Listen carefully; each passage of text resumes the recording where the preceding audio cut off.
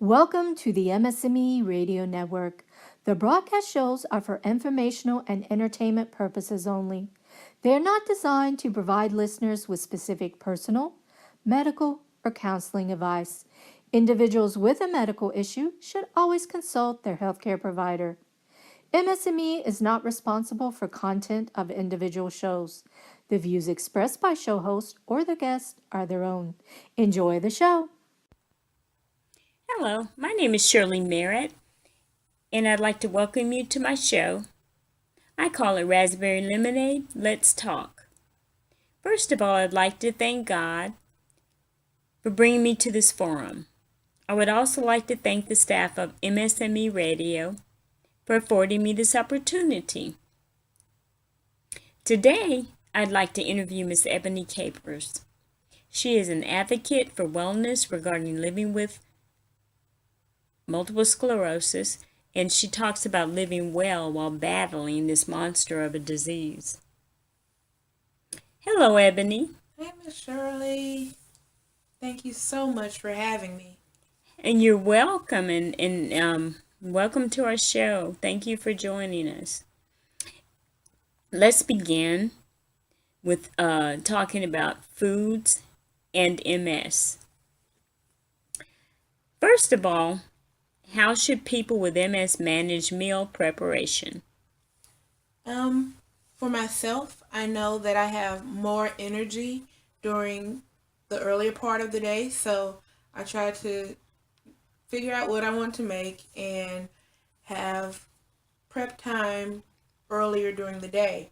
And also, if need be, it's good to have a chair nearby so that you can take some pressure, off your legs, off your back for a while and sit down and prep. Sometimes you may need to cook extra and store it away, freeze it for you to be able to come back to and just portion out what you want to eat or heat up for that evening. I'd like to talk about, can we go back for a minute? Sure. I'd like to talk about what you were talking about, sitting down with a chair. I have some friends that they have pain in their legs. Mm-hmm. And I know for myself, I have strain on my hamstring, my hamstring muscles. And I don't ever sit down. I just kind of tough it out with, standing on my legs with my walker. However, I've heard of friends that actually do use a chair. I know one in particular uses a stool because she's tall. She has long legs and she can get up on a stool. She can lift both of her legs. If I needed to, I could pull up a chair like a dining room chair into the kitchen. So those are options when you mention sitting down while preparing. And you don't need to do that just while you're prepping. You could do that while preparing and cooking your entire meal. That just makes it to where you're not dreading cooking a meal.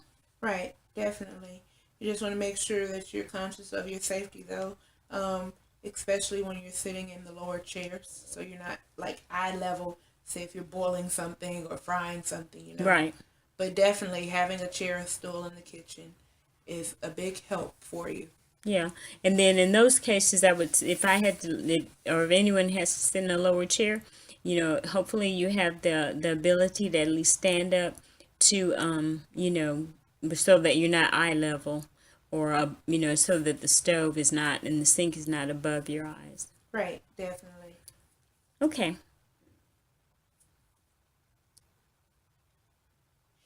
And some other ways that are helpful, some other things that are helpful in managing meal prep when you have MS is our microwave and using your slow cooker also is a big help because you can set it and let it cook and you don't have to attend to it standing there stirring, and ensuring it doesn't like scorch.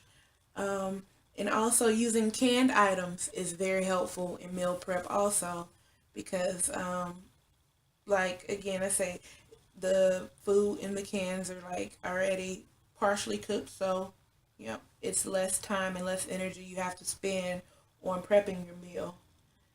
Can we go back to what you were talking about the what was it, the crock pots? Yes, ma'am. Okay. Now, with the crock pots, I find those useful because, like, I would sometimes cook like a chicken in there instead of baking it in the oven, or you could cook something really nutritious like greens in the crock pot. And basically, because you're using a crock pot, you can actually let it cool and put that in the refrigerator. Um, or if you want to put it into something like Tupperware, all you have is that one crock pot to wash out. So using that crock pot or the microwave helps you to cut down on cleaning. It cuts down on cooking, the pots and pans that you have to cook Definitely. with and clean Yes. up.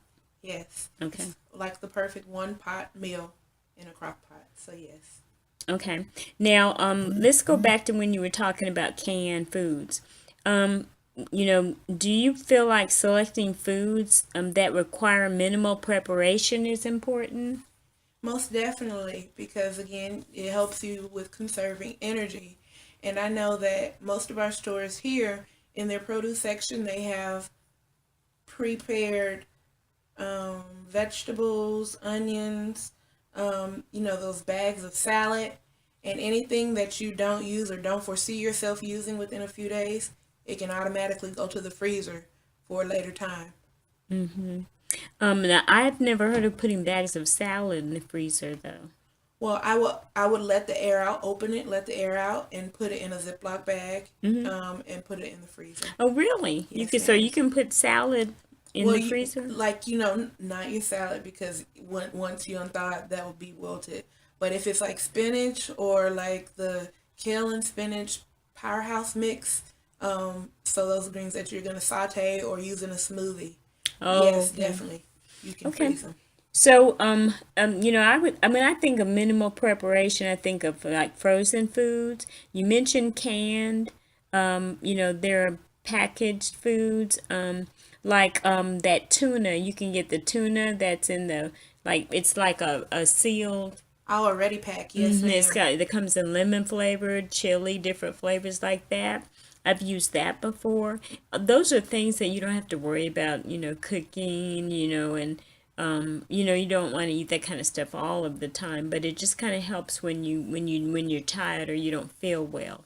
Right, and just to make sure, like you said, when you're not feeling your best, just to make sure you get some type of nutrition, and that tuna is a wonderful food for us, definitely. Mm. Is it wonderful for people with MS?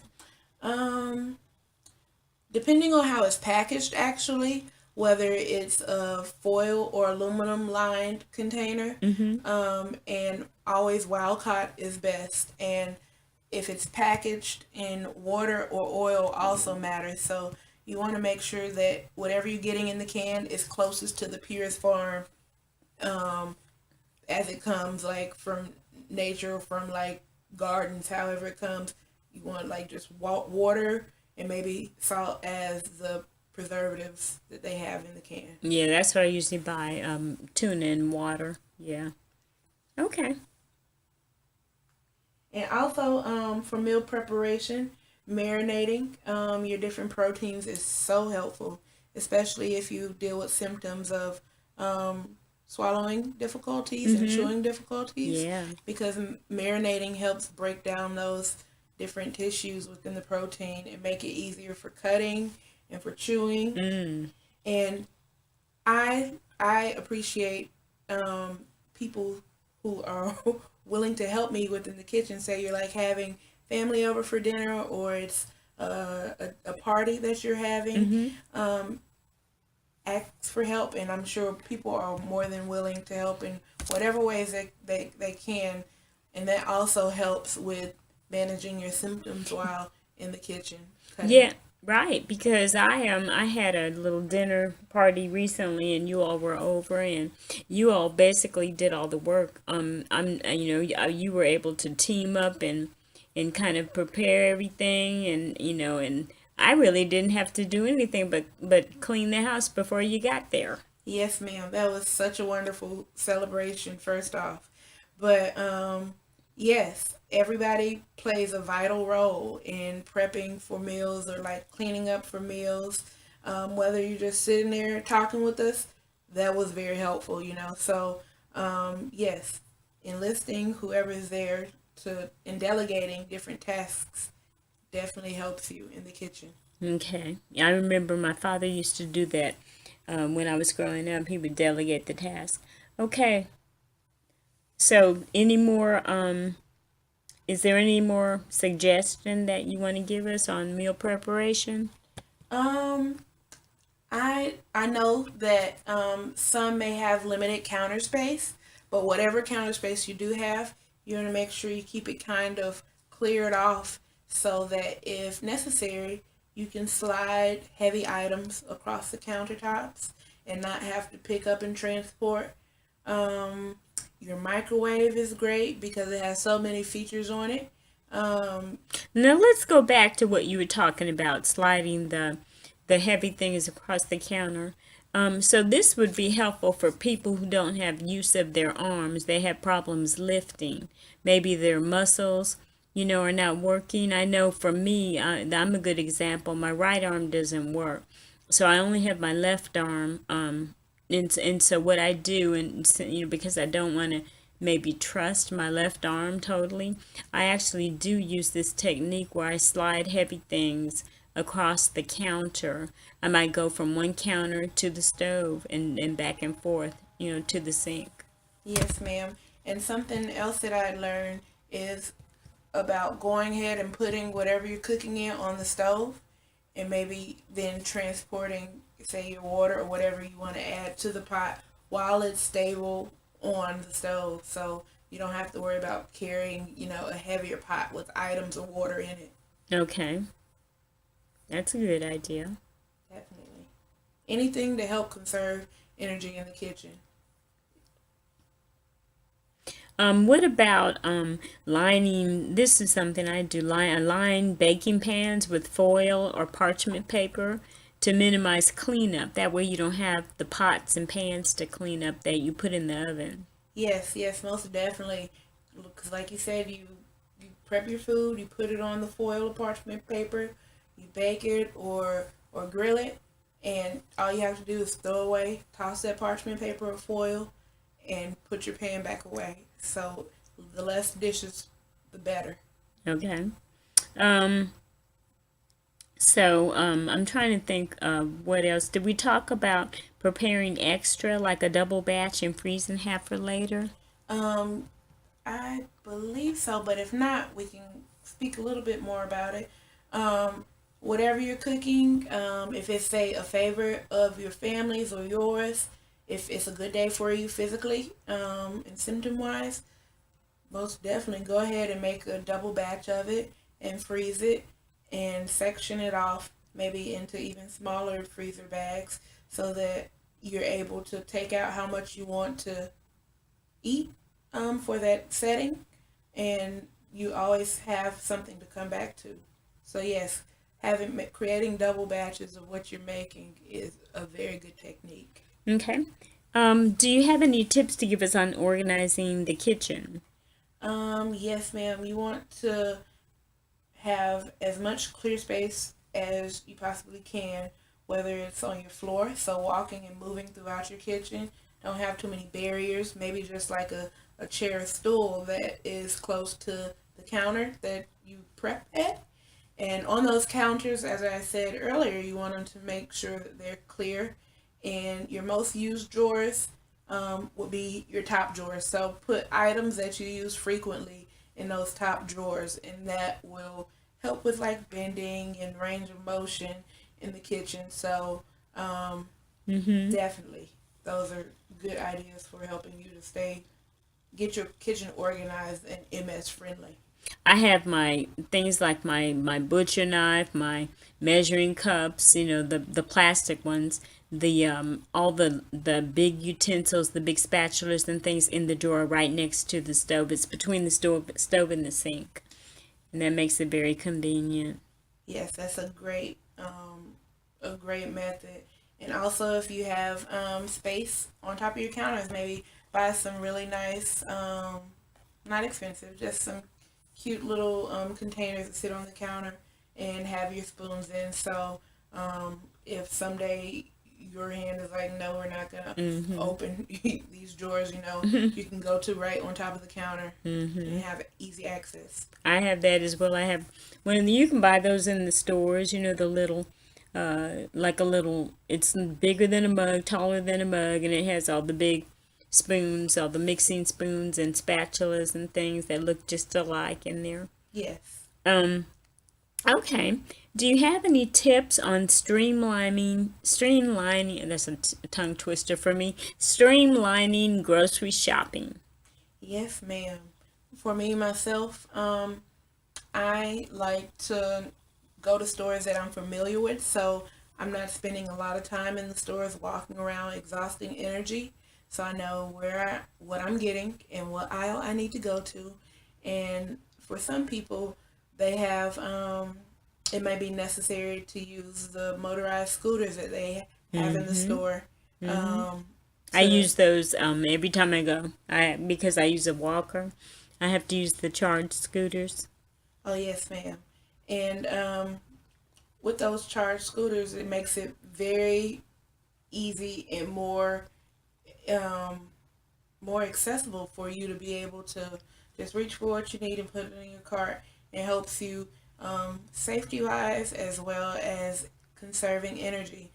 And also, most stores now have what you can do, Shirley, is online ordering. So um, you can make your grocery list and go online and add things to your cart and place an order. And either they have a kiosk or they'll have somebody that will bring the items out to your car for you. That sounds so wonderful. I might use that. I've Definitely. heard about that and I've often thought about using that. Yes, especially with this winter weather. Yeah, and when I'm in the stores, I always ask a checkout, not a checkout guy, but a bag, guy or somebody to come out and load them into my car for me. So that would be wonderful if I could just order them online and then go pick them up and Definitely. somebody bring them back to the car. The dilemma is getting them in the house once I pull into the Yes. garage. And don't be ashamed of having to ask for that help and carrying your items out or needing that motorized cart because that's what they're there for. No, I'm not ashamed about that. It's a necessity for me. Oh I, no, I just get it. yes, ma'am. For our listeners, definitely I understand. Yes, ma'am. Okay. So, so what about, I think it's good, and this is something something that I have to do often. I have to tell the bagger how to bag my groceries. I tell them not to make them too full because I know I have to bring them up steps. And then I don't want a bunch of little lightweight bags either, so I have to actually tell them exactly how to bag my groceries. Yes, and they're willing to take that feedback because if you're asking for it, it's something that you really need, you know, to happen. So most definitely speak up and say what you need in regards to bagging. If you need somebody to help you take your items out to your car, speak up. They're there and willing to help. What are your thoughts about using serrated knives for cutting? Um, Serrated knives are normally in the culinary world for like bread and cutting bread items, but because it has that curve, the teeth on the serrated knives are curved and not sharp. It's safer. So when it comes to cutting regular food items, everyday food items other than bread, it's much safer and they're easier to cut with. But Okay. you want to make sure that all your knives are sharp because that is so much more better than working with dull knives. Okay. So, healthy eating can help manage your MS. Tell us about why. Depending on what you're eating, it's gonna determine how you're feeling. So you want to make sure you're not loading on carbohydrates, which eventually turn into sugars in your body. You want to make sure you're consuming a lot of dark leafy greens and roughage like broccoli and cauliflower. And raw foods are definitely a big yes for people with MS in helping to manage symptoms, because those that roughage in the raw foods are fibrous, and that helps us to maintain good bowel health. So, would you say eating, well, you said raw veggies and fruits are good for managing MS Yes, ma'am. because of the fiber? Yes. Hmm. And just want to be mindful of when we are consuming fruit that it is they're sweet, so they do consist The count of sugar. yeah, they have natural sugar in them, so just be Hmm. conscious of how much you're consuming. Don't eat the whole bag of grapes. And yeah, and I for myself, I don't eat fruit every day. I know that they Right. say you can eat fruit and vegetables every day, but I just, for myself, I don't want the escalated sugar. Definitely right. No, just be mindful and conscious, yes, of when and what you're eating, because it does have an effect on how you're going to feel. Okay. So, basically, we've kind of covered, I was going to ask you to talk in detail about diet and meals, which are good for battling MS, but we've kind of already covered that. So let's go on to exercise and MS. Uh, Now we all know that exercise is good for us when we have MS. Not long ago, however, people with MS were told not to exercise. We now know that exercise provides benefits. What are some of those benefits? Oh, Miss Shirley, there are so many. They help us with managing fatigue and even reduce it, though that it was previously thought that exercise was a no-no for us. And when you get to moving, it actually helps with your internal organs and helps to maintain good bowel and urinary health, and also um, in regards to your range of motion, it makes it easier and helps with flexibility. So exercise is definitely a yes. And one more, cardiovascular health is so important, especially for us as women. We want to make sure that we're following a good exercise regimen. Okay. And did you mention you already mentioned bowel and bladder function, right? Yes, ma'am. Okay. And bones? Yeah. Bone health, yes. Osteoporosis is often linked with MS due to some of the drugs that we have to take for this disease. So definitely, exercise helps ward off and helps possibly even, in worst case, delay the onset of osteoporosis. So exercise is very good for bone health Okay. and strengthening bones. Okay. And of course, it helps with weight management. Definitely. It also improves the mood, right? Yes, ma'am. Exercise automatically, once you start to get moving, it boosts a chemical in your brain that is key for, I don't want to just say happiness, but for a better mood. So if one of your symptoms of MS is depression, just get moving even a little bit. You're gonna start to feel better. Okay. Now I'm going to give you the floor, and I would like you to talk to us in detail about the benefits and everything about why exercise is good. Okay. Exercise is from head to toe beneficial in every way.